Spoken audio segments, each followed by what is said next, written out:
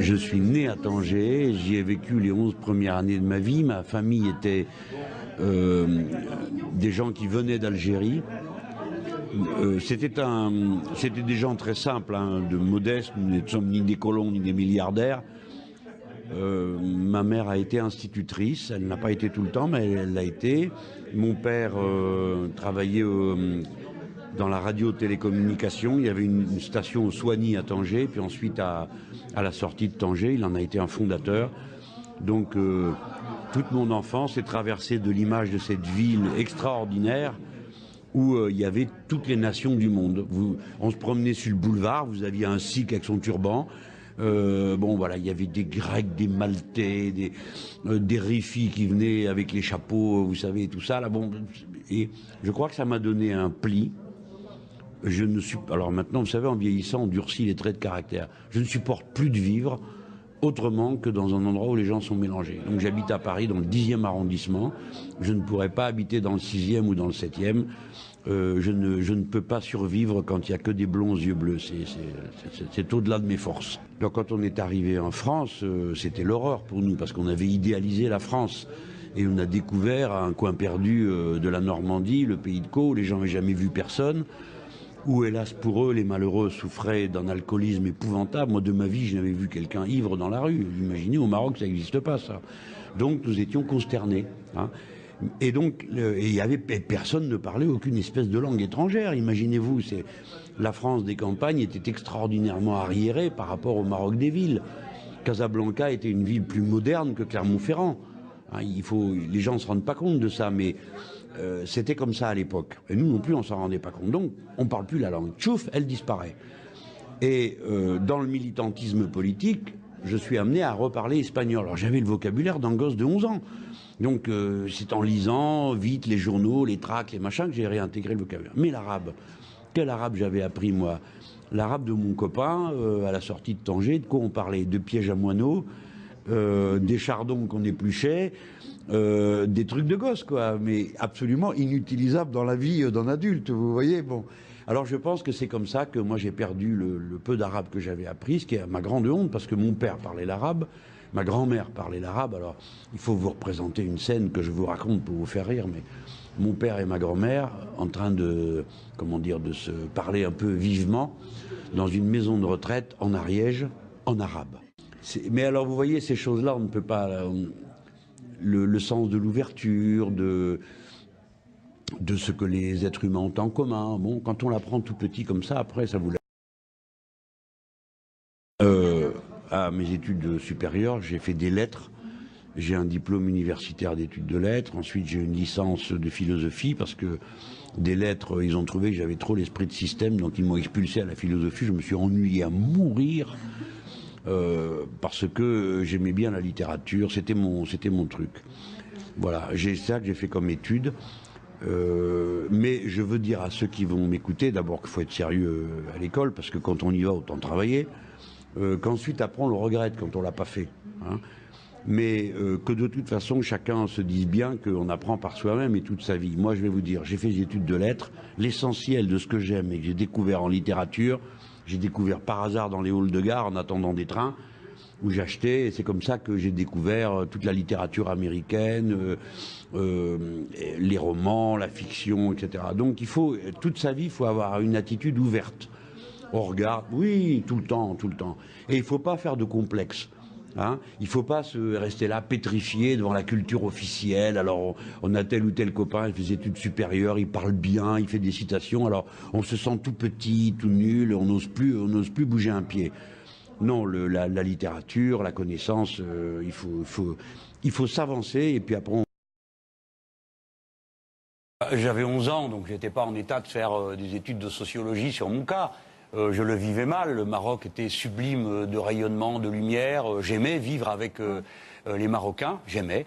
Vous savez, dans une classe, on était 5 petits maghrébins français, hein, donc ça faisait pas beaucoup, tous les autres étaient de partout. Et Tanger était une ville comme je l'ai retrouvée depuis. C'est-à-dire, la terre entière était là. Et lorsque j'ai été élu de banlieue, j'avais quelque chose de ça qui me revenait. J'aimais ça. Et je crois profondément qu'on doit vivre comme ça. C'est bien. Quand on se mélange, qu'on est divers. eh bien, la vie est plus belle, plus rayonnante. J'ai reçu une grande leçon. Alors après, évidemment, c'est un déracinement. Écoutez-moi bien, ça me rend humainement proche de n'importe quel immigré. Je sais ce que ça coûte de partir. Ce sont les plus courageux qui partent au péril de leur vie. Ils quittent leurs odeurs, leurs paysages, leur famille. Je hais ceux qui disent qu'ils viennent après avoir discuté en famille de savoir par le droit comparé social où est-ce qu'il y a la situation sociale la plus avantageuse en Europe, comme le racontent tous ces gens qui ne les connaissent pas, qui ne connaissent rien à cette bataille pour la survie. Voilà. Et moi, ça me crée une solidarité avec eux.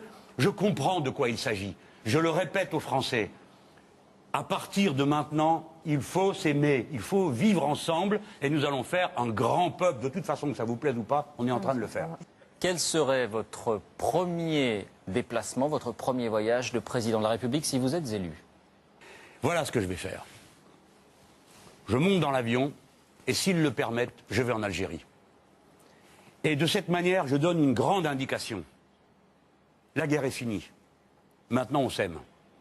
Et pas aux Algériens, je le dis à tout le Maghreb, où il y a 100 millions de personnes avec qui nous avons en commun une langue, le français, qui ne s'est jamais tant parlé des deux côtés des rives de la Méditerranée comme maintenant. La guerre de décolonisation, vous voulez dire? La décolonisation, c'est fini, on a terminé, on a tourné la page. Maintenant, on est dans une autre période. Nous vivons ensemble et nous avons ensemble, voilà ce que je veux dire aux Français, d'abord pour faire reculer la haine et toutes ces bêtises. Nous avons ensemble des enfants, des petits-enfants, des tontons, des tatas. Nous sommes une famille. Nous, les Maghrébins européens qui sont revenus ici, les Maghrébins qui viennent de là-bas, avec qui nous avons la nationalité parfois en commun, dans combien de cas? Nous sommes une même famille. Et la France, elle a quelque chose à dire de ce côté-là. Pardon de vous dire, je vais encore choquer du monde, qu'il y a plus de choses en commun de ces deux côtés de la rive de la Méditerranée que nous en avons avec le lointain Est de l'Europe. Nous avons en commun une civilisation, voilà. Et moi, je veux porter ce message. Il faut se souvenir que les peuples du Maghreb sont nos frères et nos sœurs. Il faut répéter qu'il n'y a pas d'avenir pour la France sans les Arabes et les Berbères du Maghreb.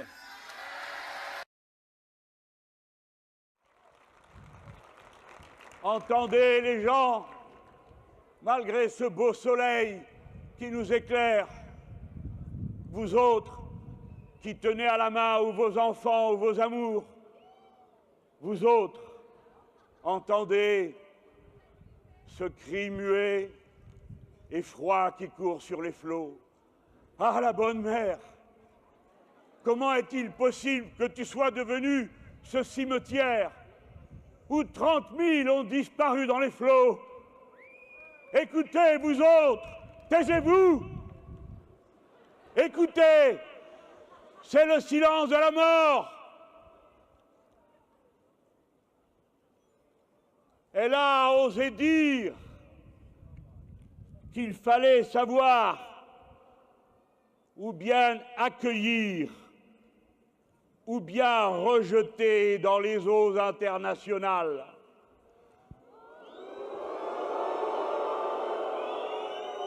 Non, ce n'était pas la voix de la France, la nôtre, dans ce silence recueilli que nous allons observer, passe sur les flots, suit les chemins tortueux par où ont survécu au brigandage et au viol ceux qui voulaient seulement s'arracher à la misère. Ils vont jusqu'à ces pauvres parents qui, au fin fond des villages, les mains nouées et la gorge serrée, attendent des nouvelles des enfants partis, parfois l'enfant à la main. 2 enfants par jour sont noyés dans la mer de cette façon. Alors voici ce que nous disons à tous ces braves gens, nous autres, par notre silence, pendant cette minute recueillie à laquelle je vous appelle. Elle ira comme un chant d'amour pour sécher leurs larmes et les serrer contre nos cœurs. Silence.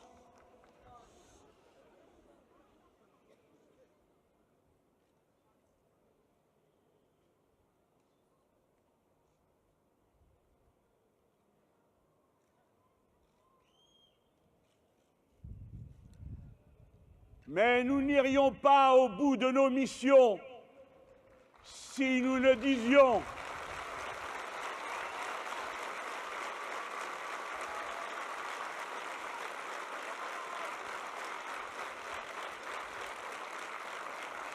en leur parlant, nous autres qui sommes un peuple si puissant, d'une nation si éduquée, d'une fortune si grande, quoique si mal partagée, nous n'irions pas au bout de nos devoirs si nous